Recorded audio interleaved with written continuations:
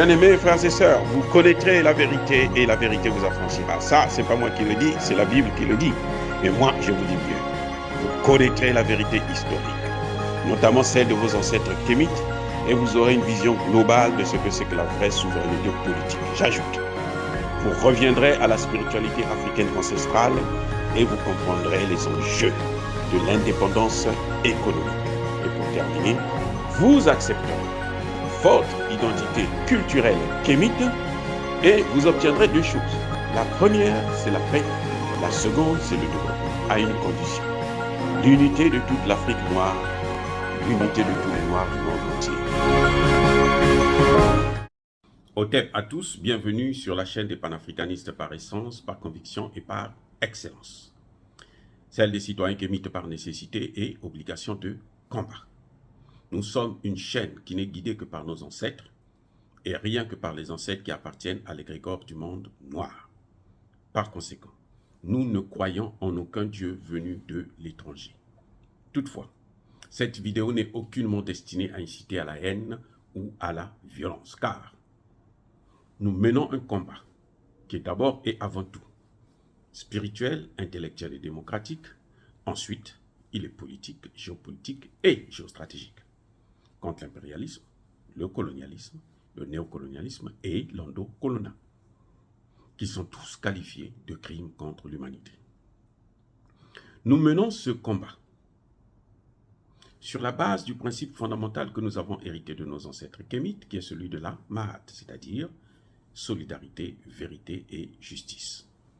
Vous êtes donc en droit de connaître la vérité, et nous avons l'obligation de vous dire la vérité, rien que la vérité, afin que justice soit rendue au continent africain. Et ça, c'est notre modeste contribution dans cette noble lutte en faveur de la souveraineté, la dignité, la solidarité et l'unité africaine. C'est exactement cela que nous appelons le panafricanisme. Bien-aimés frères et sœurs, le président américain Joe Biden vient de nous donner une autre définition du concept de la démocratie. Eh oui, la démocratie, ce n'est plus le pouvoir du peuple par le peuple, mais la démocratie, c'est la volonté des pays, des puissances occidentales, de désigner tel ou tel pays, le pays démocratique. La démocratie, pour Joe Biden, c'est la volonté de l'hégémonie américaine de faire, de pratiquer le deux poids, deux mesures. C'est à eux d'évaluer la démocratie dans d'autres pays, de dire que tel pays est démocratique, tel autre pays ne l'est pas, quelles que soient les circonstances. Les élections n'ont plus rien à voir, la liberté de la presse n'a rien à voir, même les coups d'État n'ont rien à voir. Ce n'est pas parce qu'on a fait un coup d'État qu'on est un pays démocratique. Non, ce qui compte, c'est la volonté des pays occidentaux. C'est à eux de dire quel est le pays qui est démocratique et quel est le pays qui ne l'est pas. Donc la démocratie, en fait, c'est la volonté, c'est la perception du peuple américain et de leurs paillassons, les Européens. Ce que eux, les pays que eux qualifient de démocratiques, ce sont ces pays-là qui ont la démocratie. Pourquoi je dis ça? Aussi simple. Le président américain a invité, organise un sommet Afrique-USA, ou plus exactement USA-Afrique. En invitant les pays africains, il y a des pays qui disent non, moi je ne vous invite pas. Et pourtant, c'est un sommet qui concerne l'Afrique. Mais dans cette Afrique, il sélectionne les gens qui doivent venir. Maintenant, les critères qu'il donne sont des critères flous. Il dit que ce n'est pas des pays démocratiques. Ce sont des pays qui sont gouvernés par des militaires. Ce sont des pays où les militaires ont pris le pouvoir. Ce sont donc ce qu'eux-mêmes ils appellent les putschistes. Donc nous, on ne parle pas de démocratie avec les putschistes. Nous, on ne veut pas voir les putschistes autour de nous. Jusque-là, nous sommes d'accord. Eh oui, nous devons être d'accord sur ce point. Ce sont des États gouvernés par des militaires, on ne peut pas les voir. Là où le bas blesse, c'est lorsqu'il désigne les États en question, qui sont gouvernés par des militaires. On vous cite le Mali, on vous cite le Burkina Faso, on vous cite la Guinée-Conakry, on vous cite le Soudan. On dit que ce sont des États qui sont gouvernés par des militaires. Écoutez bien. On vous dit aussi que ce sont des États qui sont sanctionnés par l'Union européenne, ce qui est faux, un mensonge. Alors, un mensonge est très grossier puisque c'est un mensonge international. Là, ça rejoint Poutine qui disait que l'Occident, c'est l'empire du mensonge. Et là où le bas blesse, là, vous voyez, il cite des pays gouvernés par... Et on n'invite pas ces États. Je vais vous dire une chose.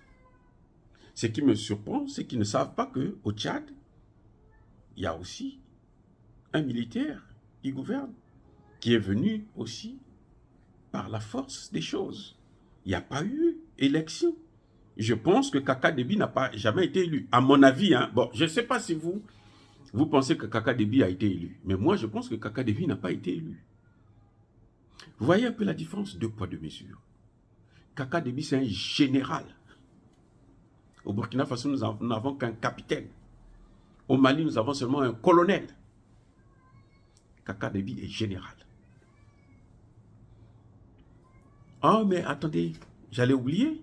En Égypte, l'Égypte est gouvernée par qui? Par un militaire. Et pourtant, ces pays-là, on les a invités. Donc, qu'est-ce qu'ils appellent démocratie? Il n'y a pas de... La démocratie, en fait, c'est la volonté ou la désignation des États-Unis. Ensuite, c'est de l'Union européenne. S'ils disent que ça, c'est une démocratie, donc il faut reconnaître que c'est une démocratie. On s'en fout des critères. Et c'est là où, c'est pour ça que je dis, mais non, mais Joe Biden, il vient de changer la définition du concept de démocratie. Parce qu'on ne sait plus, il nous amène dans le flou. Où est-ce qu'il est en train de conduire l'humanité? Ah, je vais ajouter un autre argument. Écoutez, ceux qui ont organisé cette rencontre, ce sont les agents de la CIA. Ce sont les services secrets américains. Ce sont des lobbying. Ce qui revient à dire qu'on fait venir les Africains, en face d'eux, ils ont des agents de renseignement. Est-ce que c'est ça la démocratie? Dites-moi, est-ce qu'on appelle ça la démocratie? Il y a un problème. Il y a un problème de définition de concept. Et c'est ça l'erreur de l'Occident. L'Occident est en train d'entraîner le monde dans l'enfer. Les concepts qu'eux-mêmes ils ont définis comme étant la démocratie, qui se caractérise par l'organisation des élections, le respect des droits de l'homme, le respect de la liberté de la presse et autres, ils violent tout ça. Surtout en Afrique, là, ils violent ça, alors ils s'asseyent dessus, ça n'existe même pas. La démocratie, c'est qu'on envoie des ONG qui vont évaluer nos États. Alors chez eux-mêmes ici, là, les ONG, là, on ne les voit jamais à la Maison Blanche. Hein. Ah, je vais vous dire une chose. La procureure, l'Africaine qui a voulu condamner Gbagbo, une fois elle a osé dire que non, mais on va regarder aussi les crimes des États-Unis en Irak. Elle a été interdite de séjour aux États-Unis. C'est ça la démocratie. Alors qu'elle était procureure. Elle est encore procureure de la Cour pénale internationale. Elle a été déclarée non grata. Voilà ce qu'on appelle la démocratie occidentale, la démocratie américaine. C'est un concept particulier qui n'a pas de définition. qui se définit selon la volonté des puissances occidentales, qui se définit selon la perception des puissances occidentales, qui se définit par rapport aux intérêts des puissances occidentales dans les autres pays, et notamment dans les pays africains, qui se caractérisent par l'occupation des territoires, qui se caractérisent par la domination, l'influence, le pillage, l'organisation du chaos maîtrisé dans nos pays, la déstabilisation totale. C'est ça, la démocratie. Et c'est ça que les chefs d'État africains sont venus apprendre. Quand ils vont repartir, je ne sais pas ce qu'ils appelleront encore démocratie. Ceux, les Africains qui m'écoutent, sachez-le, le panafricanisme, ce n'est pas la lutte pour la démocratie.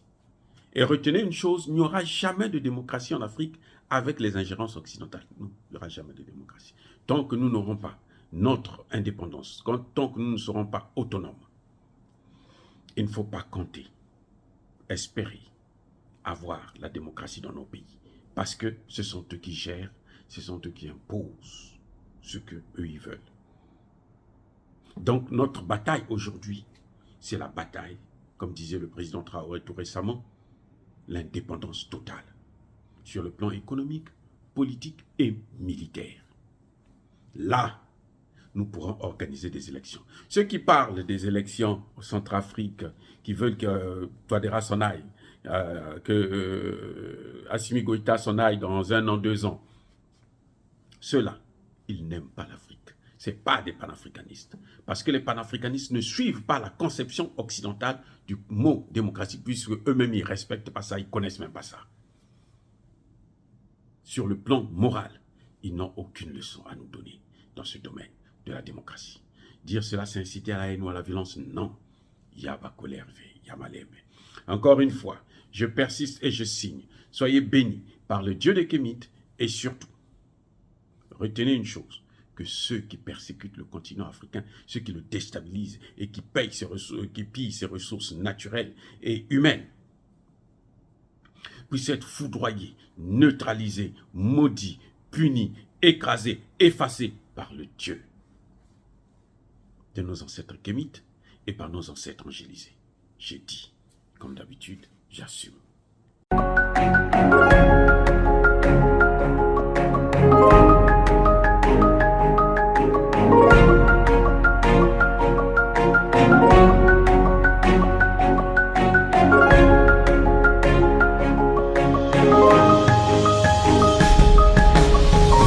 Eux, ils marchent par la foi et non par la vue.